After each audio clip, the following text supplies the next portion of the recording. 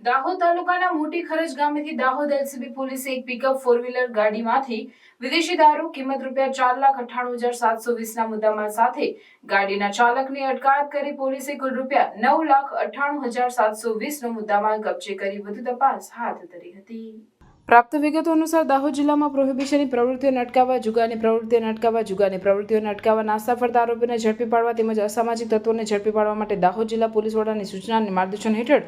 દાહોદ જિલ્લાની તમામ પોલીસ હાલ કામગીરી કરી રહી છે। ત્યારે દાહોદ એલસીબી પોલીસે મળેલ બાતમીના આધારે ગતરોજ દાહોદ તાલુકાના મોટી ખરજ ગામે નાકાબંધી કરી આવતા જતા તમામ નાના મોટા વાહનોની તલાશી હાથ ધરતા તે સમયે ત્યાંથી બાતમીમાં દર્શાવેલ એક પિકઅપ 4 વ્હીલર ગાડી પસાર થતા પોલીસ શાબ્દી બની હતી અને ગાડી નજીક આવતાની સાથે તેને ચારે બાજુથી ઘેરી લઈ ગાડીને ચાલક રાજાભાઈ ગજનભાઈ બારિયાની પૂછપરછ કરતા પોલીસને સંતોષકારક જવાબ મળ્યો ન હતો, જેથી પોલીસે તેને કબજાની પિકઅપ 4 વ્હીલર ગાડીને તલાશી લેતા તેમાંથી પોલીસને વિદેશી દારૂની કુલ બોટલ નંગ 3,576 જેની કુલ કિંમત